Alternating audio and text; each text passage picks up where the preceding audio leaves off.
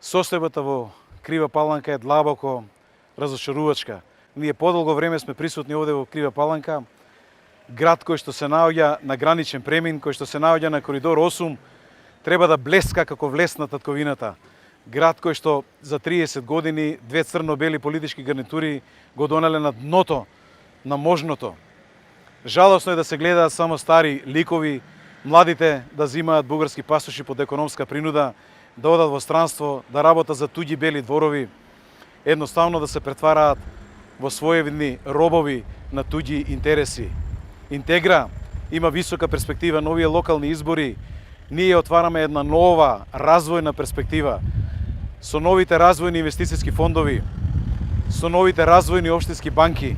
Интегра ќе отвори перспектива за микро, мали и средни бизниси да младите луѓе го изнедрат на површина својот огромен творечки потенцијал, да едноставно тие самите со своји раце го заработуваат своето парче леп и обезбедуваат екзистенција за своите семејства и за нацијата во целина.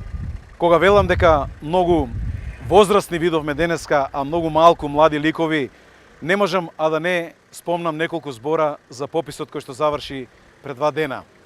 На 30 септември скандалозно околу 600.000 македонски државјани остана непопишани. Скандалозно е еден попис кој што по сите европски стандарди мора да биде попишување на физичко присуство на население на одредена територија. Ние имаме колекционерство на матични броеви. Имаме само колекционерство на матични броеви, дури и без покажана лична карта.